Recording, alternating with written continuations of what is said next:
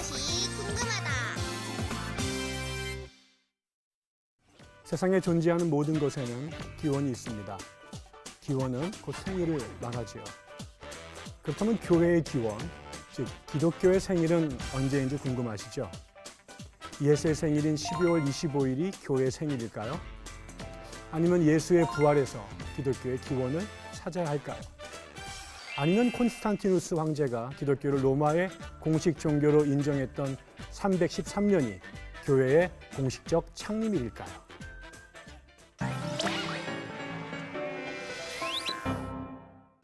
신약 성경에서 교회에 대한 최초의 언급은 마태복음 16장 18절에 나옵니다. 베드로가 주는 그리스도시요 살아계신 하나님의 아들이니다 라고 고백하자 예수께서 너는 베드로라 내가 이 반석 위에 내 교회를 세우리니 음부의 권세가 이기지 못하리라 말씀하신 것입니다. 하지만 교회는 오순절 성령 강림을 통해 실제로 탄생했다고 말씀할 수 있습니다. 이 과정에서 사도행전 2장에 상세하고 흥미롭게 묘사되고 있습니다. 하지만 이렇게 탄생한 교회는 유대교 내의 한 부분으로 존재했습니다. 따라서 현재 우리가 속한 교회, 즉 유대교와 분리된 새로운 종교로서 기독교는 아직 이 땅에 존재하지 않았던 것이지요. 자, 그렇다면 유대교와 분리된 종교로서 기독교는 과연 언제 탄생한 것일까요? 여기서 중요한 사건은 서기 64년에 발생한 로마 대화재입니다. 이 화재 발생 후 황제 네로는 화재의 책임을 유대인들에게 돌리고 박해를 시작했습니다. 그런데 당시 교회에는 유대인들 외에 이방인들도 많이 포함되어 있었는데 아직 기독교와 유대교가 분리되지 않았기 때문에 이방인들도 유대인들과 함께 부당한 박해의 대상이 되었던 것입니다.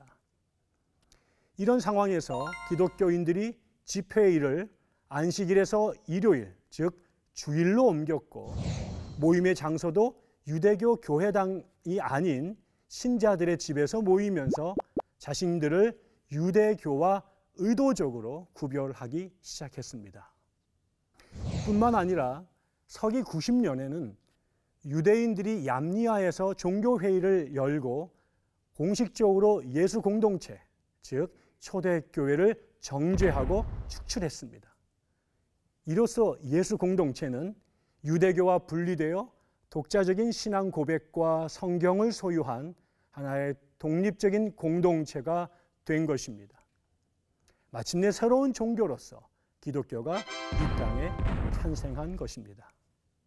그렇다면 이렇게 독립된 새로운 종교로서 기독교가 탄생된 후 과연 교회 안에는 어떤 변화가 나타났을까요?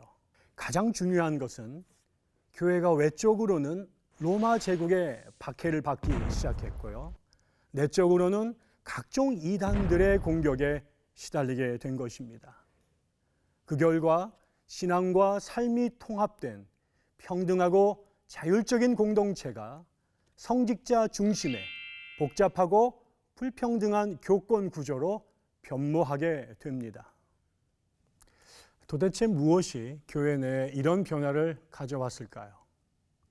혹시 영지주의자라는 말 들어보셨나요? 바로 이들이 교회 내부에 출현했기 때문입니다.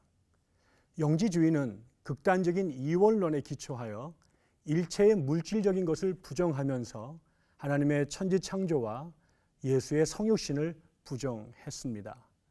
영지주의의 영향을 받은 무리 중 특히 1세기 중엽의 두각을 나타낸 마르시온 추종자들이 교회에 큰 무리를 일으키게 됩니다.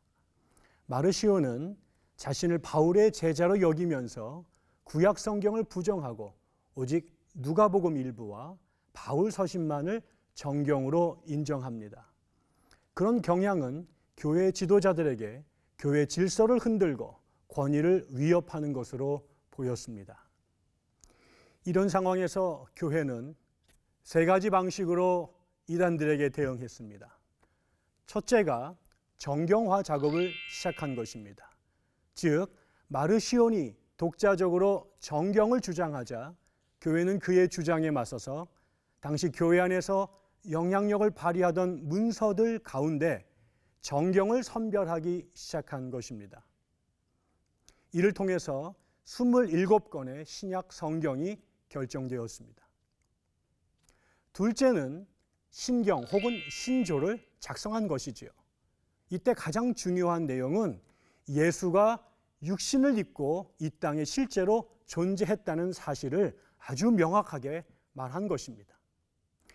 끝으로는 분쟁 해결의 권위를 확보하기 위해서 사도 계승권을 확립한 것입니다.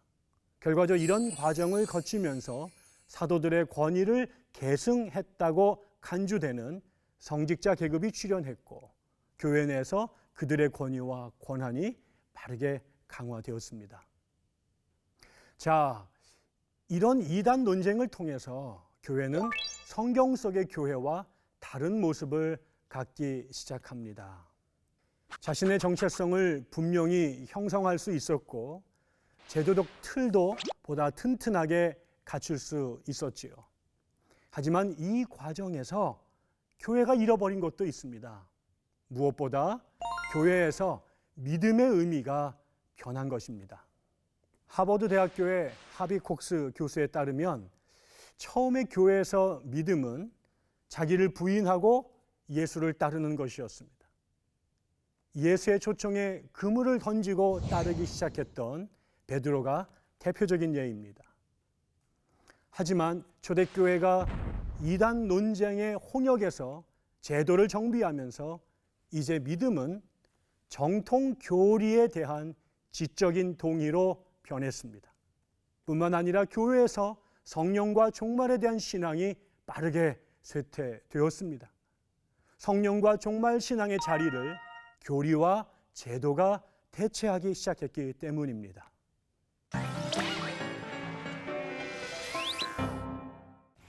한국 교회에 대한 비판이 안팎에서 점증하고 있습니다. 그래서 교회에 대한 관심, 바른 교회를 세우려는 노력이 그 어느 때보다 뜨겁습니다. 이런 때에 교회의 탄생 과정, 그리고 그 과정에서 교회가 씨름했던 문제들에 주목할 필요가 있습니다. 이런 노력을 통해 우리는 중요한 교훈과 통찰을 얻을 수 있기 때문입니다. 교회는 성령의 임재로 탄생했고 예수 그리스도에 대한 온전한 이해를 추구하며 전파하는 노력 속에 성장했습니다. 그로부터 2000년이 지난 오늘도 우리가 잊지 말아야 할 진리입니다.